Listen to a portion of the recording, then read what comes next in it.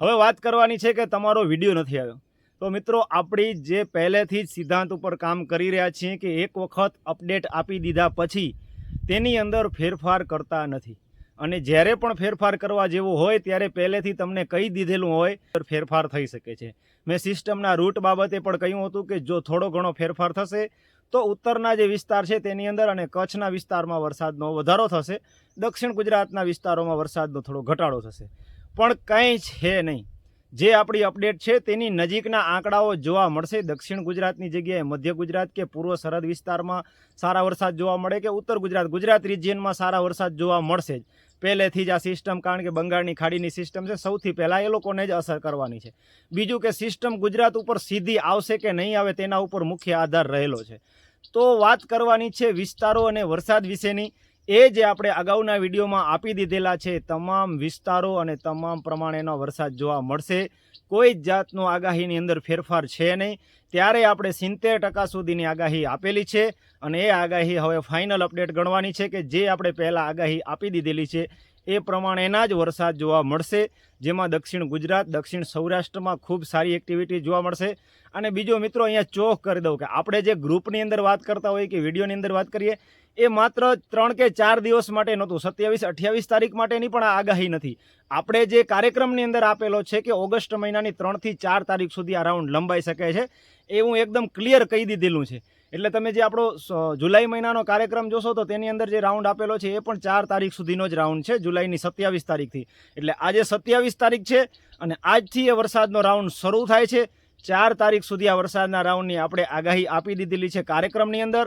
ત્યાર પછી અત્યારે જ્યારે સિસ્ટમ આકાર પામી ત્યારે પણ અને ત્યાર પછી તમને વિસ્તાર પ્રમાણેની પણ વાત કરેલી છે કે આટલા વિસ્તારોની અંદર વરસાદ થશે।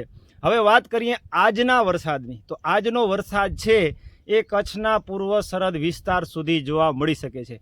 સાંજ સુધીની વાત છે, આજ સાંજ સુધી કચ્છના પૂર્વ સરહદ વિસ્તાર સુધી, મોરબી, સુરેન્દ્રનગર જિલ્લા સુધી, બોટાદ જિલ્લા સુધી, ભાવનગર જિલ્લા સુધી અને ઉત્તર પૂર્વ મધ્ય ગુજરાત, દક્ષિણ ગુજરાત રિજિયન સમગ્રની અંદર આજે વરસાદ જોવા મળશે। મધ્ય ગુજરાતની અંદર ખૂબ સારી એક્ટિવિટી, ઉત્તર ગુજરાતની અંદર તો મોડી રાત્રિ ચાલુ થઈ જ ગઈ છે।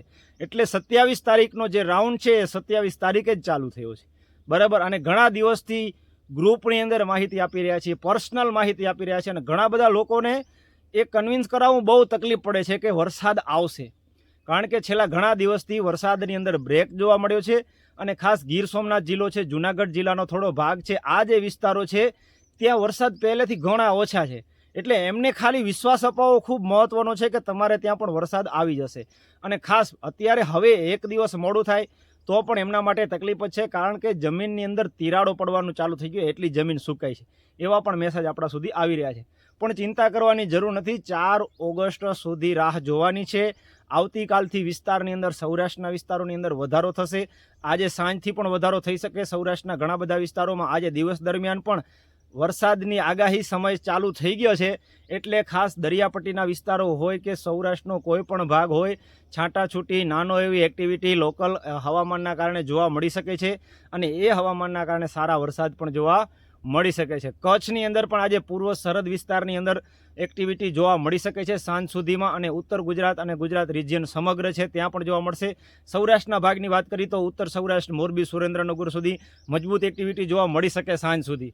અને ત્યાર પછીનો જે 4 ઓગસ્ટ સુધીનો સમય છે તેમાં આપણે આગાહી દરમિયાન આપેલા તમામ વિસ્તારોમાં, જેમાં આપણે 85 થી 90%ની કહીએ તો ગુજરાતના 85 થી 90% સુધીના વિસ્તારોમાં વરસાદ થશે, જે સારા નોંધપાત્ર વરસાદ હશે। બાકી તમામ વિસ્તારોની અંદર પાણીની તંગી ના થાય એવા વરસાદ જોવા મળશે। એવો 1-2 વિસ્તાર ક્યાંક છૂટી જાય, કોઈ 1-2 ગામ છૂટી જાય તો એ આગાહીની અંદર અપવાદ હોય છે, કારણ કે ક્યાંક ને ક્યાંક એ ગામની અંદર એક એક્ટિવિટી નબળી પડી ગઈ હોય અને બાજુનામાં મજબૂત થઈ ગઈ હોય તો ત્યાં પાણમે થોડો વધારે થઈ જાય અને એ લોકોને જેટલી જરૂર હોય એનાથી પણ વધારે થઈ જાય, એવું પણ બને। ઘણા બધા વિસ્તારોની અંદર વરસાદની હાલ જરૂર પણ નથી, સૌરાષ્ટ્રના ભાગ પણ એવા છે, પણ તેમ છતાંય વરસાદ આવશે। આ જે વરસાદનો રાઉન્ડ છે 4 તારીખ સુધી ચાલુ રહેવાનો છે અને આપણે જે આગાહી આપેલી છે એ અકબંધ છે। દક્ષિણ ગુજરાત, મધ્ય ગુજરાત, ઉત્તર ગુજરાત કોઈ પણ વિસ્તારોની અંદર 10 ઇંચ સુધીના આંકડાઓ પણ જોવા મળશે। સૌરાષ્ટ્રની ઉત્તર ગુજરાત અને મધ્ય ગુજરાતના જે ટચના જિલ્લાઓ છે, જેમ કે ઉત્તર સૌરાષ્ટ્રનો ભાગ હોય, સુરેન્દ્રનગર, મોરબી, બોટાદ, ભાવનગર, તો આ વિસ્તારોની અંદર પણ મજબૂત એક્ટિવિટી જોવા મળશે.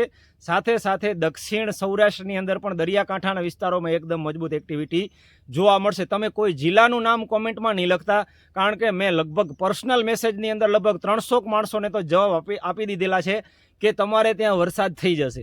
એટલે તમે તમારા જિલ્લાનું કે તાલુકાનું નામ લખશો તો એ તાલુકા કે જિલ્લાના નામની અંદર હું પરફેક્ટ આગાહી અથવા પરફેક્ટ પ્રિડિક્શન નહીં આપું, પણ 4 તારીખ સુધીમાં તમારે ત્યાં વરસાદ થઈ જશે એટલો મને વિશ્વાસ છે.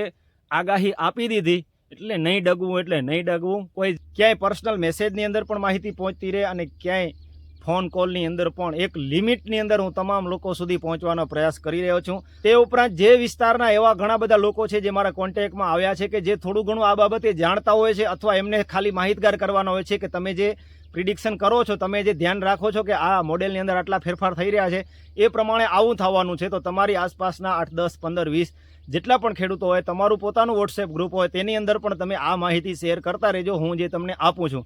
એટલે વધુમાં વધુ લોકો સુધી આપણે સોશિયલ મીડિયાના માધ્યમથી ટેકનોલોજીનો ઉપયોગ કરી અને ખેડૂતોને ઉપયોગી થવાનો એક પ્રયાસ કરી રહ્યા છીએ. એની અંદર પણ કોઈ પ્રશ્ન આવે છે તેનાથી પણ આગળ કંઈ પણ અટકાવ થાય છે, આપણા જે પણ જૂના ગ્રુપ છે, હિરલા ગ્રુપના આગાહીકારો છે, તેમના સુધી આપણે માહિતી પહોંચાડી રહ્યા છીએ અને એમની પાસેથી પણ માહિતી લઈ લઈએ છીએ. ઘણા બધા ખેતીના એક્સપર્ટ માણસો પણ છે જેની પાસેથી પણ આપણે માહિતી લઈને એકબીજાનો ઉપયોગ થવાનો પ્રયાસ કરી રહ્યા છીએ.